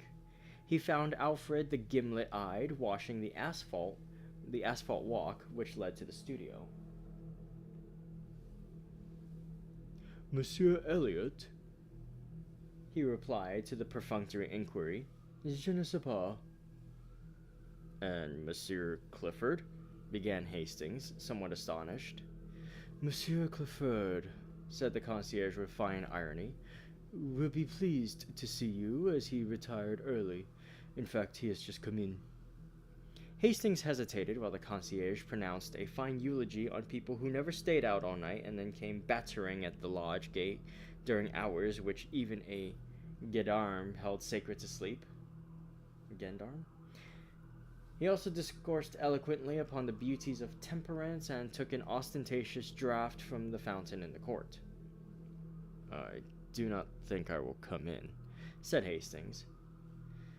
"Pardon, monsieur," growled the concierge. "Perhaps it would be well to see Monsieur Clifford. He possibly needs aid."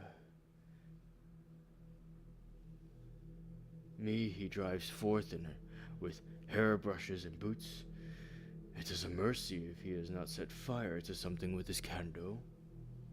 Hastings hesitated for an instant, but swallowing his dislike of such a mission, walked slowly toward the ivy-covered alley and across the inner garden to the studio. He knocked. Perfect silence. Then he knocked again, and this time something struck the door from within with a crash. "That," said the concierge, "was a boot." He fitted his duplicate key into the lock and ushered Hastings in. Clifford, in disordered evening dress, sat on the rug in the middle of the room. He held in his hand a shoe, and did not appear astonished to see Hastings. "Good morning. Do you use Paris soap?" he inquired with a vague wave of his hand and a vaguer smile. Hastings' heart sank. "For heaven's sake," he said. "Clifford, go to bed." "Not while that Alfred pokes his shaggy head in here and I have a shoe left." Hastings blew out the candle, picked up Clifford's hat and cane, and said with an emotion he could not conceal, "This is terrible, Clifford. I never knew you did this sort of thing." "Well, I do," said Clifford. "Where is Elliot?" "Oh, chap," returned Clifford, becoming maudlin. "Providence, which feeds her sparrows, and that sort of thing, watcheth over the intemperate wanderer." "Where is Elliot?" But Clifford only wagged his head and moved and waved his arm about. "He's out there, somewhere about." Then suddenly feeling a desire to see his missing chum, lifted up his voice and howled for him. Hastings, thoroughly shocked, sat down on the lounge without a word. Presently, after shedding several scalding tears, Clifford heightened up and rose with great precaution.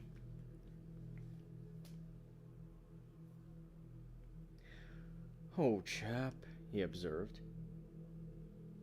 "do you want to see a miracle? Well, here goes. I'm going to begin." He paused, beaming at vacancy. "A miracle," he repeated. Hastings supposed he was alluding to the miracle of his keeping his balance and said nothing. "I'm going to bed," he announced. "Poor old Clifford's going to bed, and that's a miracle." And he did with a nice calculation of distance and equilibrium which would have wrung enthusiastic yells of applause from Elliot had he been there to assist un connoisseur. But he was not. He had not yet reached the studio. He was on his way, however, and smiled with magnificent condescension on Hastings, who, half an hour later, found him reclining upon a bench in the Luxembourg. He permitted himself to be aroused, dusted, and escorted to the gate. Here, however, he refused all further assistance, and bestowing a patronizing bow upon Hastings, steered a tolerably true course for the Rue Vavine. Hastings watched him out of sight and then slowly retraced his steps toward the fountain. At first he felt gloomy and depressed, but gradually the clear air of the morning lifted the pressure from his heart, and he sat down on the marble seat under the shadow of the winged god. The air was fresh and sweet with perfume from the orange flowers. Everywhere pigeons were bathing, dashing the water over their iris-hued breasts, flashing in and out of the spray, or nestling about to the neck along the polished basin. The sparrows, too, were abroad in force, soaking their dust-colored feathers in the limpid pool and chirping with might and main. Under the sycamores which surrounded the duck pond opposite the fountain of Marie de Medici, the waterfowl cropped the herbage, or waddled in rows down the bank to embark on some solemn aimless cruise. Butterflies, somewhat lame from a chilly night's repose under the lilac leaves, crawled over and over the white phlox, or took a rheumatic flight towards some sun-warmed shrub. The bees were already busy among the heliotrope, and one or two gray flies with brick-colored eyes sat in a spot of sunlight beside the marble seat, or chased each other about only to return again to the spot of sunshine and rub their forelegs exulting. The sentries paced briskly before the painted boxes, pausing at times to look toward the guardhouse for the relief. They came at last with a shuffle of feet and a click of bayonets. The word was passed, the relief fell out, and away they went, crunch, crunch, across the gravel. A mellow chime floated from the clock tower of the palace. The deep bell of St. Sulpice echoed the stroke. Hastings sat dreaming in the shadow of the god, and while he mused, somebody came and sat down beside him. At first he did not raise his head. It was only when she spoke that he sprang up. "You? At this hour?" "I was restless. I could not sleep." Then, in a low, happy voice, "And you? At this hour?" I slept, but the sun awoke me." "I could not sleep," she said, and her eyes seemed for a moment touched with an indefinable shadow. Then, smiling, "I am so glad. I seemed to know you were coming. Don't laugh. I believe in dreams." "Did you really dream of my being here?" "I think I was awake when I dreamed it," she admitted. Then for a time they were mute, acknowledging by silence the happiness of being together. And after all their silence was eloquent, for faint smiles and glances born of their thoughts, crossed and recrossed, until lips moved and words were formed which seemed almost superfluous. What they said was not very profound. Perhaps the most valuable jewel that fell from Hastings' lips bore a direct reference to breakfast. "I have not yet had my chocolate," she confessed. "But what a material man you are." "Valentine," he said impulsively, I do wish that you would, just for this once, give me the whole day. Just for this once." "Oh dear," she smiled. "Not only material, but selfish." "Not selfish, hungry," he said, looking at her. "A cannibal too. Oh dear." "Will you, Valentine?" "But my chocolate." "Take it with me." "But déjeuner." "Together at St. Cloud." "But I can't." "Together, all day long. Will you, Valentine?" She was silent. Only for this once. Again, that indefinable shadow fell across her eyes, and when it was gone, she sighed. Yes, together. Only for this once.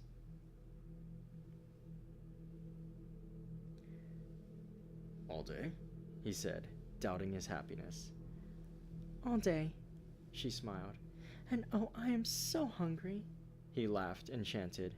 What a material young lady it is. On the boulevard Saint Michel, there is a creamery painted white and blue outside, and neat and clean as a whistle inside.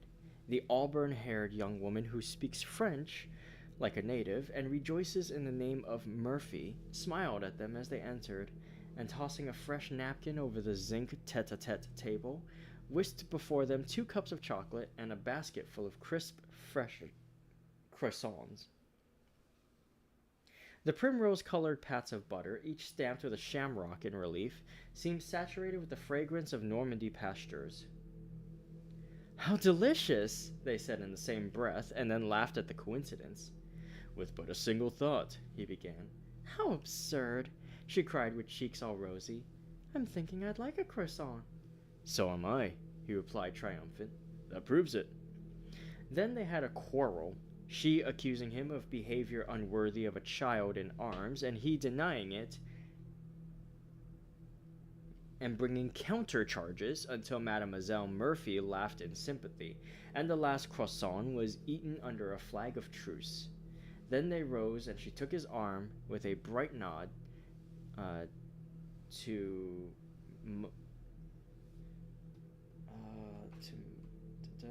how is that said? 1 second.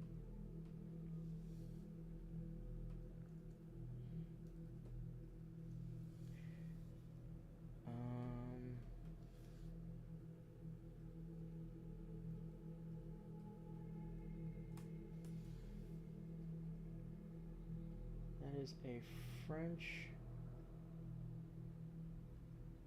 honorific. Oh, that's Mademoiselle. Okay. And she took his arm with a bright nod to Mademoiselle Murphy, who cried them a merry Bonjour, madame, bonjour, monsieur, and watched them hail a passing cab and drive away. Dieu, quel sport, she sighed, adding after a moment, did they be married? I don't know. Ma foi is on bien l'air.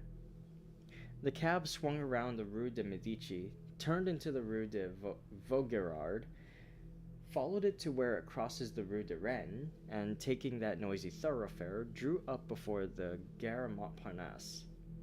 They were just in time for a train and scampered up the stairway and out to the cars as the last note from the starting gong rang through the arched station. The guards slammed the door of their compartment. A whistle sounded, answered by a screech from the locomotive, and the long train glided from the station, faster, faster, and sped out into the morning sunshine. The summer wind blew in their faces from the open window and sent the soft hair dancing on the girl's forehead. We have the compartment to ourselves, said Hastings. She leaned against the cushioned window seat, her eyes bright and wide open, her lips parted. The wind lifted her hat and fluttered the ribbons under her chin. With a quick movement, she untied them, and drawing a long hat pin from her hat, laid it down on the seat beside her. The train was flying. The color surged in her cheeks, and with each quick-drawn breath, her breath rose and fell under the cluster of lilies at her throat. Trees, houses, ponds danced past, cut by a mist of telegraph poles. Faster, faster, she cried. His eyes never left her, but hers, wide open, and blue as the summer sky, seemed fixed on something far ahead, something which came no nearer, but fled before them as they fled. Was it the horizon, cut now by the grim fortress on the hill, now by the cross of a country chapel? Was it the summer moon, ghost-like, slipping through the vaguer blue above? Faster, faster! She cried. Her parted lips burned scarlet. The car shook and shivered, and the fields streamed by like an emerald torrent. He caught the excitement, and his face glowed. Oh, she cried, and with an unconscious movement caught his hand, drawing him to the window beside her. Look, lean out with me.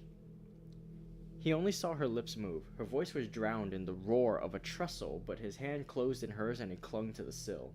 The wind whistled in their ears. Not so far out. Not so far out, Valentine. Take care, he gasped. Below, through the ties of the trestle, a broad river flashed into view and out again, as the train thundered along a tunnel, and away once more through the freshest of green fields. The wind roared about them. The girl was leaning far out from the window, and he caught her by the waist, crying, "Not too far!" But she only murmured, "Faster, faster, away out of the city, out of the land, faster, faster, away out of the world!" "What are you saying all to yourself?" he said, but his voice was broken, and the wind whirled it back into his throat. She heard him, and turning from the window, looked down at his arm about her. Then she raised her eyes to his. The car shook and the windows rattled. They were dashing through a forest now, and the sun swept the dewy branches with running flashes of fire. He looked into her troubled eyes. He drew her to him and kissed the half-parted lips, and she cried out, a bitter, hopeless cry. "Not that, not that!" But he held her close and strong, whispering words of honest love and passion, and when she sobbed, "Not that, not that, I have promised, you must know I'm not worthy." In the purity of his own heart, her words were to him meaningless then, meaningless forever after. Presently her voice ceased, and her head rested on his breast. He leaned against the window, his ears swept by the furious wind, his heart in a joyous tumult. The forest was past, and the sun slipped from behind the trees, flooding the earth again with brightness. She raised her eyes and looked out into the world from the window. Then she began to speak, but her voice was faint, and he bent his head close to hers, and listened. "I cannot turn from you. I'm too weak. You were long ago my master, master of my heart and soul. I've broken my word to one who trusted me, but I've told you all. What matters the rest?" He smiled at her innocence, and she worshipped his. She spoke again. "Take me or cast me away. What matters it?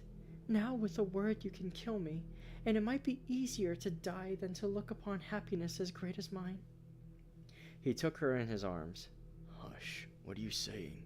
Look out at the sunlight, the meadows and the streams. We shall be very happy in so bright a world." She turned to the sunlight. From the window, the world below seemed very fair to her. Trembling with happiness, she sighed. "Is this the world? Then I've never known it." "Nor have I. God forgive me," he murmured. Perhaps it was our gentle Lady of the Fields who forgave them both.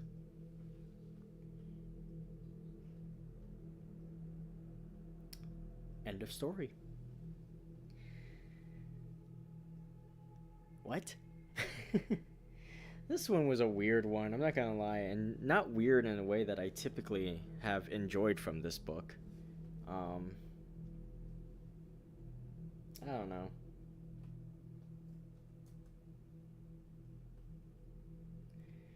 First 4 stories remain undefeated. 5th story was pretty good. 8th story was pretty good. But after that, it's been kind of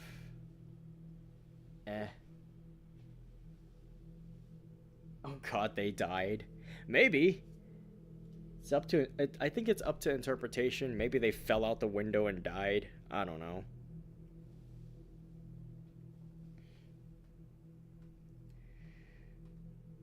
This one was okay, I guess. I'm not altogether a fan of this particular story. But you know, I guess it is what it is.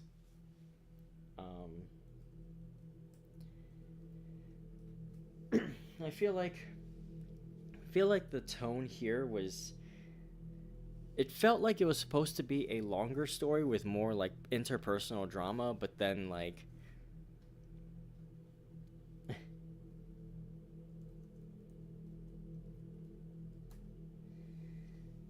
But then like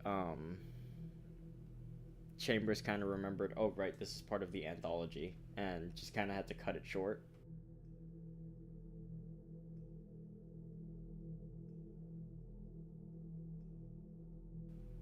But yeah, I don't know.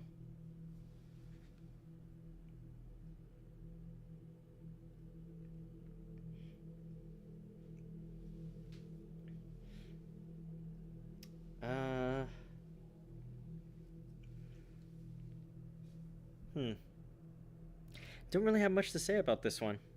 I guess it's not the tone I want in this book. The King in Yellow had such a strong, promising start with all the cosmic horror and the eldritch elements and the like creepy, supernatural, unexpected stuff. And now I don't know what it is.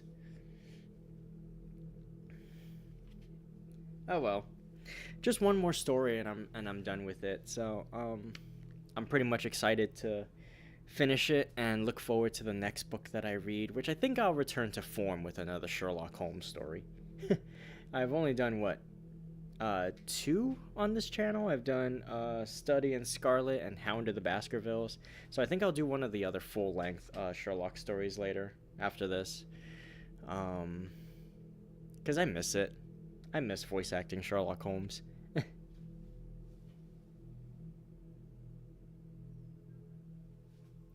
Just added all the whips he had because he ran out of horror ideas.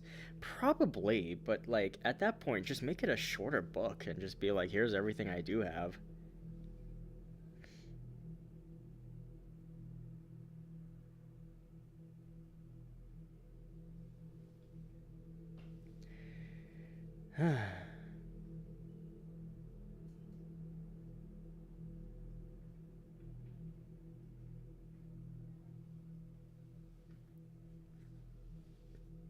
But yeah.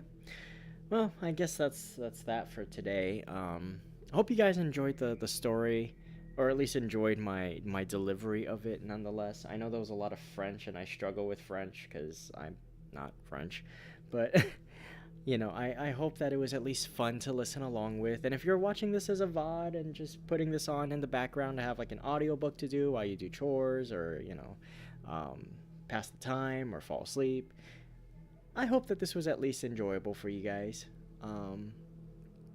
Because at the end of the day, I just hope that this is entertaining. That's all. I am done with this stream, but I'm not done for today. Today is a busy day for me. It is a double stream day.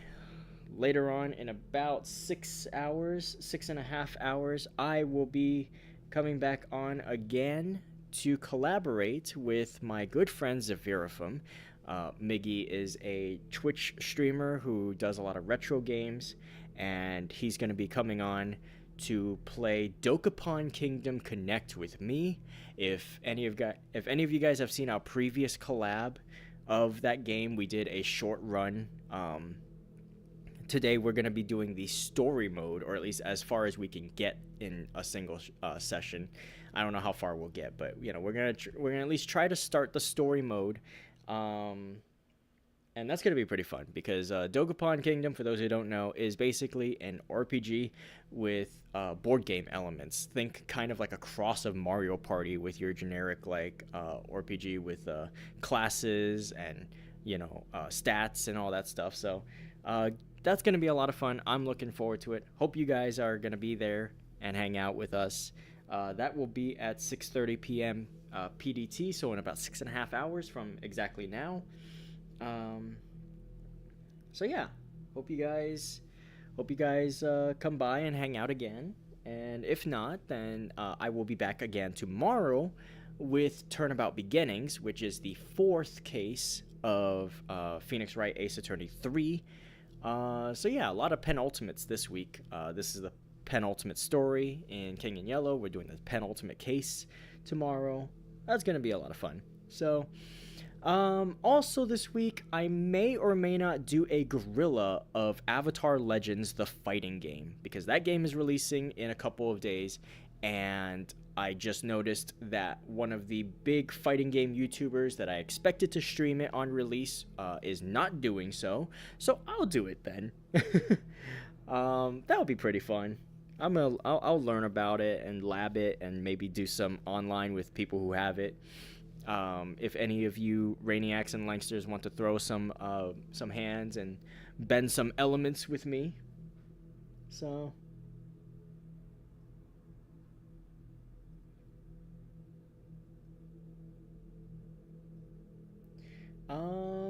aside from that,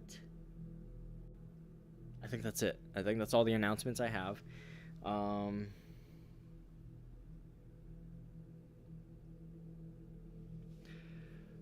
So yeah, I will see you guys later, and if I don't see you later, I'll see you tomorrow, and if I don't see you tomorrow, maybe I'll see you if I do the gorilla stream, and if not, then, well...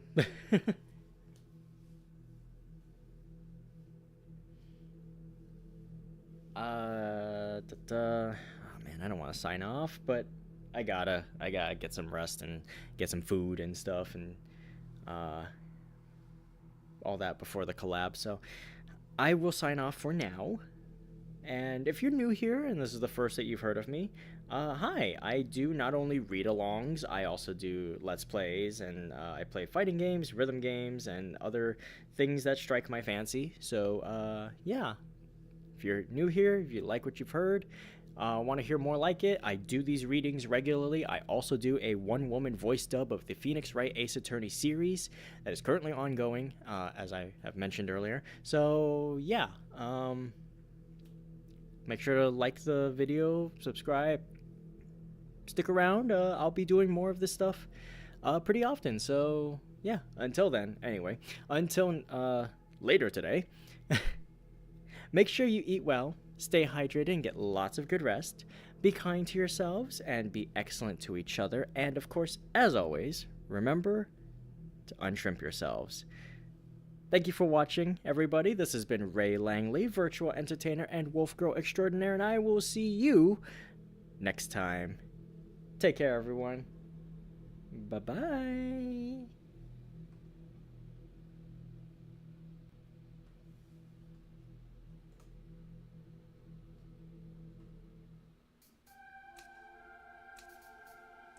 By the way, I am working on a new intro and outro song, so look forward to that. Don't know when it will be completed, but I've been working on it on and off for the past couple of weeks. You won't have to hear this anymore. Soon-ish. Okay, bye.